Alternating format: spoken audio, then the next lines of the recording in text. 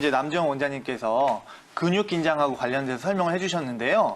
우리 이제 뒤쪽에 승모근이라고 있습니다. 이렇게 이어진 근육을 다른 말로 긴장 근육이라고 하거든요. 그래서 이제 우리가 신경을 쓰면 이렇게 어깨가 고추 서는 사람들 있죠. 그런 식으로 이제 이런 승모근이 긴장이 되면은 이어서 위에 관련된 근육들이 긴장이 되면서 상후두신경이나 이런 데가 포착이 되면서 두통이 오는 경우가 많고요.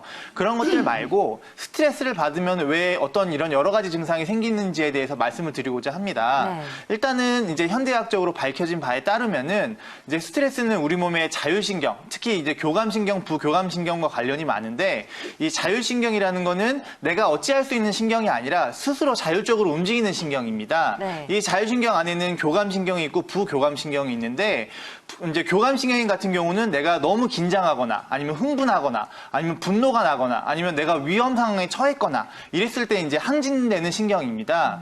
그랬을 때 이제 어떤 뇌라든가 심장 아니면 근육 쪽으로 이제 몸의 위험 신호를 통해서 이제 피가 많이 쏠리게 되는데요. 그러다 보니까 심장에 피가 쏠리니까 가슴이 막 두근거려지고 그 다음에 뇌 쪽으로 피가 많이 가다 보니까 얼굴이 붉어지고 네. 그 다음에 이제 동공도 확장되고 이렇게 되는 거거든요. 근데 이제 뇌 쪽으로 가는 혈관이 크게 4개가 있습니다. 이 경동맥 2개가 있고요. 뒤에 이제 척추동맥 2개가 있습니다.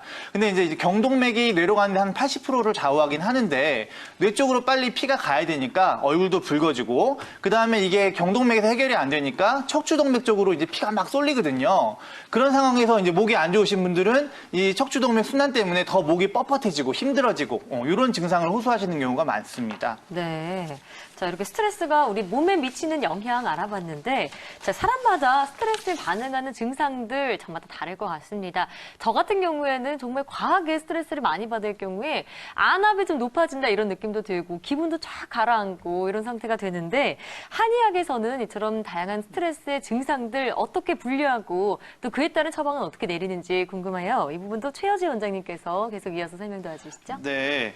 일단은 한의학에서는요, 네. 기본적으로 정신과 육체를 한 가지로 봅니다. 그래서 이제 정신과 육체를 따로 나누지 않고 정신의 영향이 육체에 반드시 영향을 미친다고 보기 때문에 이러한 여러 가지 방법론들이 굉장히 많습니다. 그래서 어떤 감정이나 이런 것들 때문에 기가 승강을 하고 이런 여러 가지 문헌들이 많이 있는데요. 제가 대표적으로 크게 분류할 수 있는 것을 3가지로 한번 나눠보겠습니다. 물론 더 많은 경우의 수가 있지만은 대표적으로 이제 환자분처럼 가슴이 두근거린다, 꿈이 많다, 뭐 이런 거는 이제 심허증으로 분류합니다. 예. 주로 이제 좀 노심초사하거나 생각이 많으시거나 할 말을 시원하게 못 하시는 분들이 좀 많이 걸리시는데요. 이런 심허증인 경우는 이제 대표적으로 귀비탕이라는 약제를 한약을 처방을 많이 하고요. 뭐 용환육이라든가 맹문동 이런 어떤 산조인, 뭐 백복신, 백자인 이런 이제 약제들이 주로 이제 사용됩니다.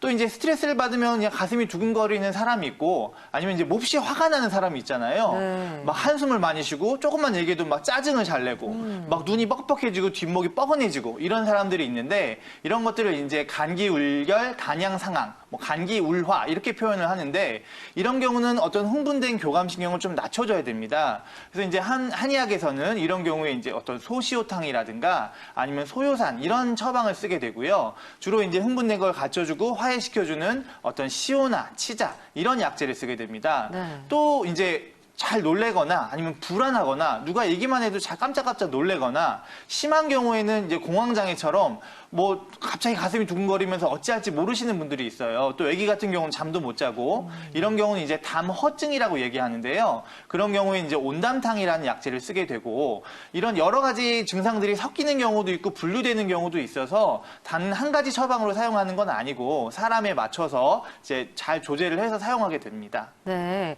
얘기를 들어보니까 저는 간기울화 이 증상이 좀 가깝지 않나 싶어요. 눈이 뻑뻑하고 뒷목이 뻐근한 증상 저도 좀 자주 겪는 증상인 것 같은데 저 같은 사람은 그러면 평상시에 어떤 식으로 스트레스를 관리하면 좋을지도 궁금한데요. 네, 이제 감기훌라가 있으신 분들은요, 네. 평소에 이제 쌓인 거를 팍팍 퍼뜨리지 못하시는 분이에요. 참고 있어서. 예, 참고 있어서 그러시고. 맞는 것 같아요. 제가 이제 우리 홍보 아나운서님을 쭉 보니까 네. 굉장히 프로 정신이 많으시고 꼼꼼하시더라고요. 네. 이러신 분들은 아유, 감사합니다. 이제 미리미리 준비를 많이 하셔야지 조금 이제 덜 하시고요. 그 다음에 항상 긴장과 이완의 평형을 맞추셔야 됩니다. 그래서 긴장할 때는 열심히 하실 때는 딱 하시고 또 이완하실 때는 좀 자신을 좀 놔버리는 풀어주고. 이런 걸 하시면 좀 도움이 되실 것 같아요. 완전히